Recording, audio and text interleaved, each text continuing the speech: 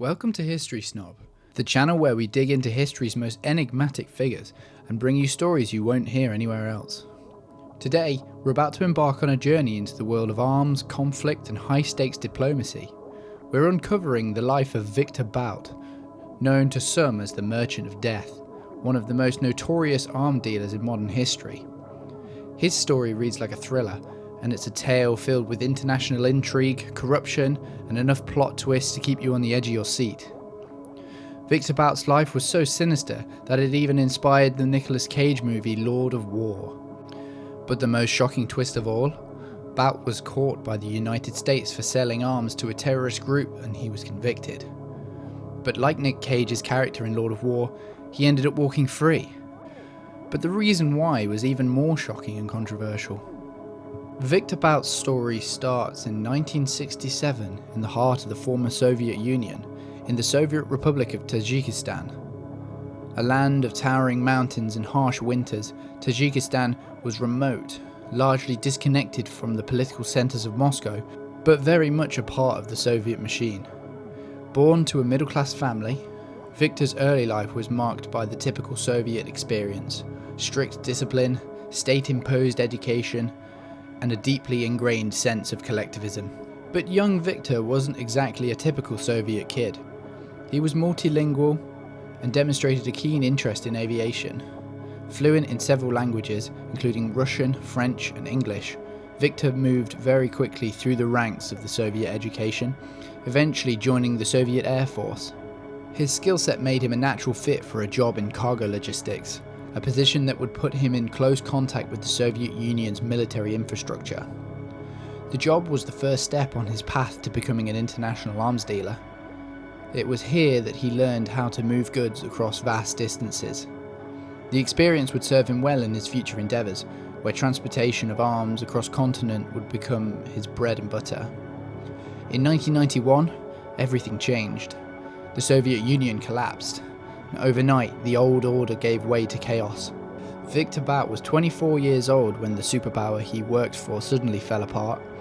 The person who would, decades later, end up saving him from prison was a newborn baby. With the fall of the USSR came the dissolution of the military-industrial complex, and millions of tons of weaponry and military equipment were abandoned. Depots filled with rifles, tanks, aircraft and missiles were unsupervised. Thousands of Soviet soldiers lost their jobs and military bases were left to rot. It was a landscape ripe for exploitation, and Victor Bout, now out of the military, saw an opportunity that others missed. By the mid-1990s, Victor Bout had transitioned from a military logistics officer to a businessman, though his operations were anything but legal. In the wake of the collapse of the Soviet Union, everything was up for grabs. There was a vacuum in every trade and industry. Many people who are billionaires in Russia today simply stole whole factories at this time. After decades of communism, people were literally seizing the means of production. Unfortunately, they weren't typically the nicest people. Using his military contacts and his knowledge of the international shipping routes, Bout began acquiring old Soviet cargo planes, workhorses like the Antonov AN-12 and the Ilyushin IL-76. These planes, once part of the Soviet air fleet, could land on unpaved makeshift airstrips, perfect for war-torn regions with little infrastructure. To the untrained eye, Bout's operations seemed legitimate. His companies would be listed as trading in commodities like flowers, fish, or even frozen foods. But underneath the surface, these companies were nothing more than covers for a global arms trafficking network. His clients? War criminals, dictators, terrorist organisations, and rebel groups from the farthest reaches of the globe. He supplied arms to the genocidal regimes of Charles Taylor in Liberia, to both sides of the brutal civil war in Angola, and even to groups linked to the Taliban in Afghanistan. Bout was doing more than just selling weapons. He was arming the most volatile regions of the world, fueling bloody conflicts, and cementing his reputation of one of the most feared men on the planet. During the brutal civil war in Angola, Victor Bout's planes were key in keeping the country's warring factions well stocked with arms. He also profited from the conflicts in Sierra Leone in Liberia, where his weapons fueled not only fighting between rival militias, but also helped sustain brutal regimes. In these conflict zones, his planes would often land at night, unloading crates of small arms, anti-aircraft missiles, and even tanks. Bout's services were indispensable to the warlords, but his operations weren't limited to Africa. He expanded his network across the globe, delivering arms to places as varied as the Balkans during the Yugoslav wars and Afghanistan during the US invasion. For years, Bout remained untouchable, moving freely through international airspace with little interference. For every seizure of weapons or arrest of his associates, Bout would simply find new ways to obscure his involvement, using shell companies, fake paperwork, and bribed officials. But no one can do Victor Bout's kind of business without attracting attention. The story of how the world's most dangerous arms dealer got caught is almost as intriguing as the story of how he went free. By the late 1990s, the world's intelligence agencies had started to take notice of Victor Bout. The United Nations imposed sanctions against him, freezing his assets and banning him from travelling, but his operations continued.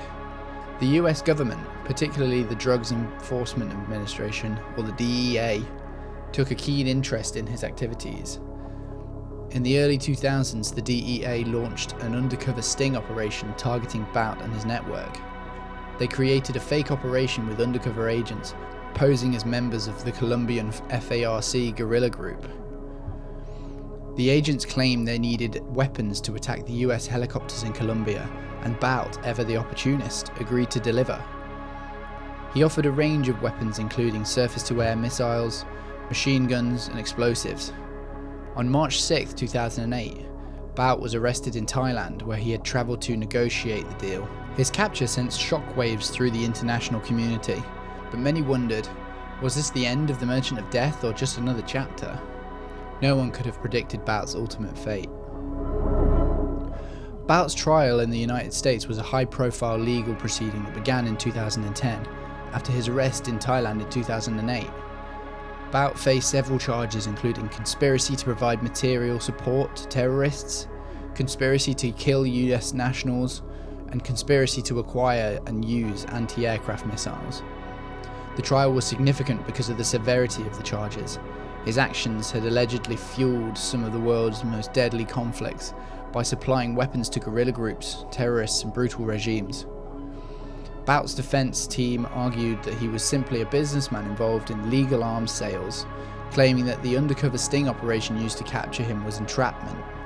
Despite these arguments, US prosecutors presented compelling evidence of his involvement in illegal arm trafficking, including recordings of his conversations with undercover agents posing as members of the Colombian FARC. The case also highlighted Bout's extensive network and his ability to navigate around international sanctions and law enforcement efforts. In November 2011, Victor Bout was convicted of all charges and sentenced to 25 years in federal prison.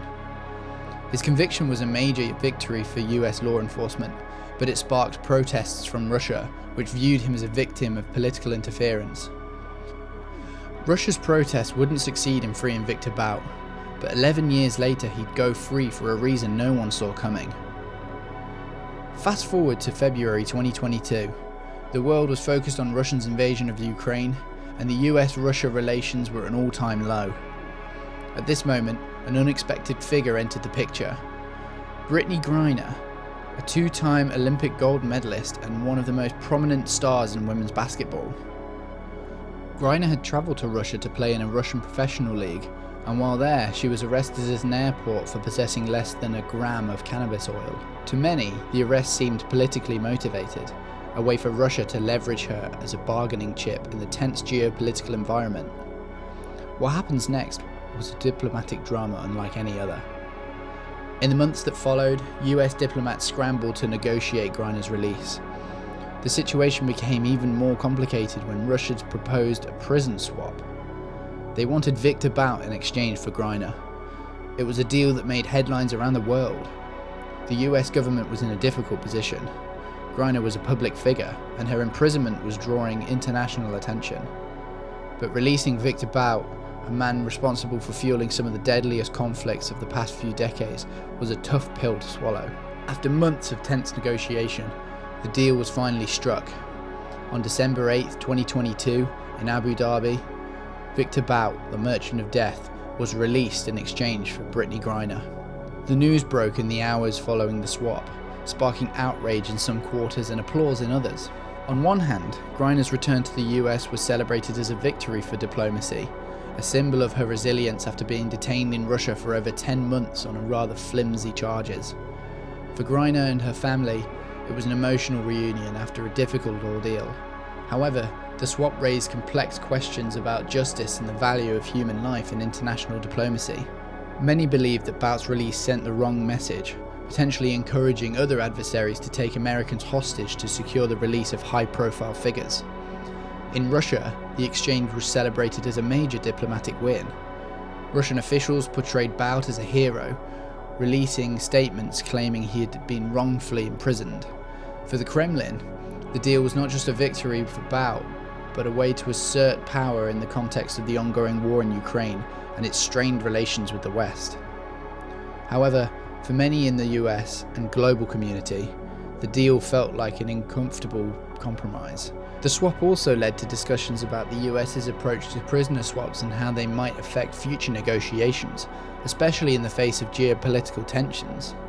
While many were pleased with Griner's return, the question remained, what would the long-term consequences be for American citizens abroad and for US foreign policy when it came to dealing with countries that might use hostages as bargaining chips? Victor Bout's story is a complex one, a tale of ambition, opportunism, and the unpredictable nature of international diplomacy. From the chaos of the post-Soviet Russia to the dangerous worlds of arms and trafficking, Bout was a man who navigated the shadows of global politics. And now his legacy is forever entwined with the fate of the WNBA star and the political calculus of nations. In the end, the story of Victor Bout is a reminder that history is never as simple as it seems. Sometimes the lines between hero and villain, right and wrong, are not as clear as we'd like them to be. So what do you think? Was the Bout-Griner exchange a necessary compromise or a dangerous gamble? Let us know in the comments. And if you enjoyed this deep dive, don't forget to like and subscribe, and hit that bell for more untold stories from history's shadowy corners. Until next time, this is History Snob, signing off.